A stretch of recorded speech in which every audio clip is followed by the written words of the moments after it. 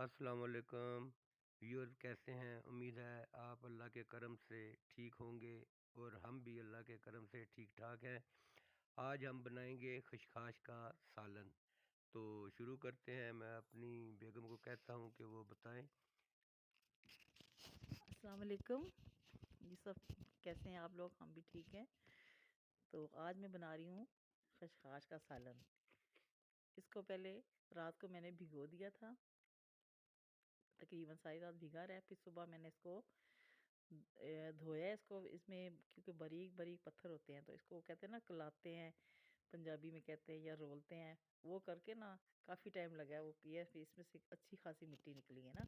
اس کے بعد میں نے اس کو دوری ڈنڈے میں اس کو خوب کوٹا، پورا 1 گھنٹہ لگا ہے اس کو کوٹ کے تو اس کے بعد جو صحیح ملائم ہوا ہے تو اس کے بعد پھر میں نے اب ڈال کے شروع کیا۔ چلیں جی، ہماری کافی ہم نے کوٹ لیا۔ یہ ہماری خشخاش ہے، یہ ہے ادرک لہسن کا پیسٹ، اور یہ 3 میں نے پیاز کاٹے ہیں، باریک چاپ کیے ہیں، اور اس کے بعد میں نے ٹماٹر لیے ہیں، 3-4 ٹماٹر تھے، ہری مرچیں تھیں، اور 1 عدد شملہ مرچ لی ہے میں نے بڑی سی، اس کو بھی چاپ کیا، اور 3 انڈے لیے ہیں میں نے، ان کو پھینٹ کے رکھ لیا ہے۔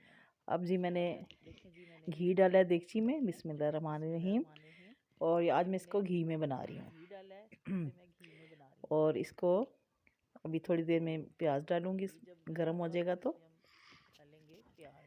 تو گھی ہمارا گرم ہو گیا۔ اب اس میں پیاز ڈال دوں۔ اب ان کو ہم نے لائٹ براؤن کرنا ہے آہستہ آگ پہ۔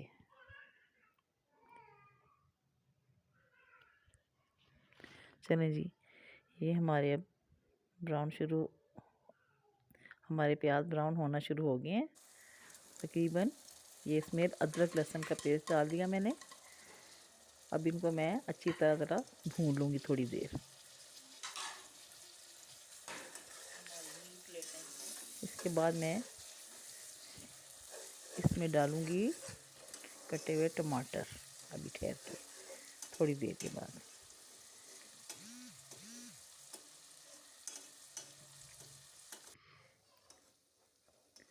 یہ نہیں، ہمارے پیاز ہو گئے ہیں براؤن۔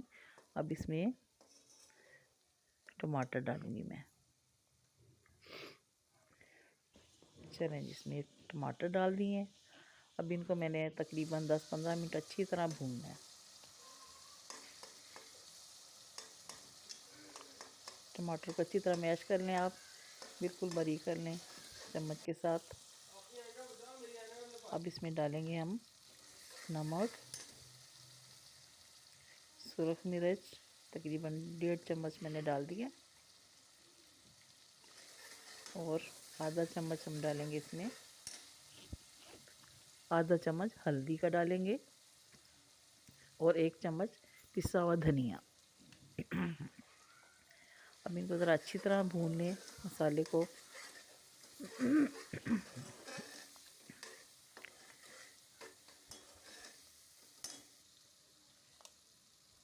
اب اس میں ہم خشخاش ڈال دیں گے۔ مسالہ اچھی طرح بھون گئے، خشخاش میں نے خوب پیس کے رکھی تھی، اس کو اچھی طرح میں نے ڈال دیا سارا، اور اب اس کو اچھی طرح بھوننا ہے تقریباً 20-25 منٹ، کیونکہ یہ کچی ہے نا تو اس کی اسمیل آئے گی ذرا، تو اچھی طرح اس کو بھوننا ہے۔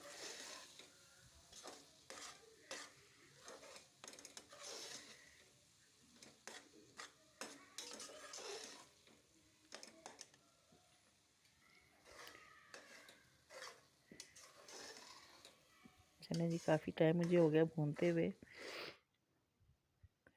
اب میں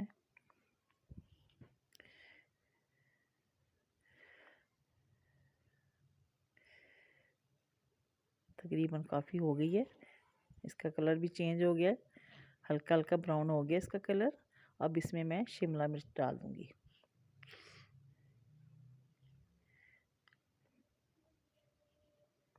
اس کو بھی تھوڑا سا بھوننا ہے 5 منٹ تقریباً۔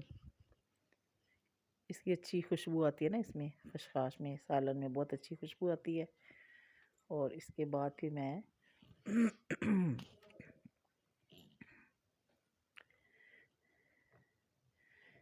اس کے بعد میں نے 3 عدد انڈے پھینٹ کے رکھے ہوئے ہیں، تو اس کے بعد میں وہ بھی ڈالوں گی. یہ میں نے ڈال دیے. انڈوں سے اس کا ذائقہ اور دوبالا ہو جاتا ہے خشخاش کا. اور دیکھیں اب اس کو تھوڑا سا بھوننا ہے، انڈے فرائی ہو جائیں اچھی طرح بیچ میں.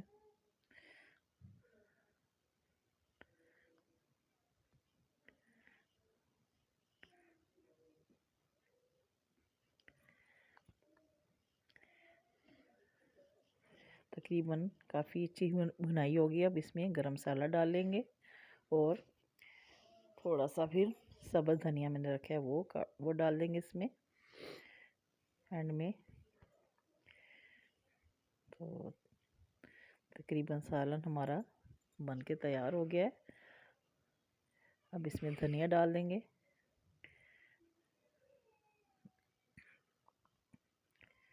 بہت اچھی خوشبو آ رہی ہے اس کی. آپ بھی بنا کے ٹرائی کریں جنہوں نے کبھی نہیں بنایا خشخاش کا سالن، تو دیکھیں کیسا بنے گا.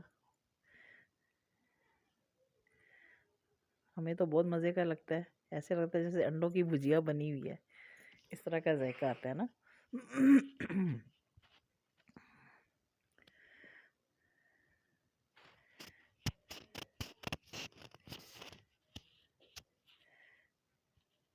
چلیں جی، سالن ہمارا تیار ہو گیا ہے. اب اس کو میں پلیٹ میں نکالتی ہوں. بہت اچھا کلر ہے اس کا. اس نے گھی بھی چھوڑ دیا سائڈوں سے، گھی اس میں کافی لگتا ہے. چلیں جی، اس کو ڈش آؤٹ کرتے ہیں.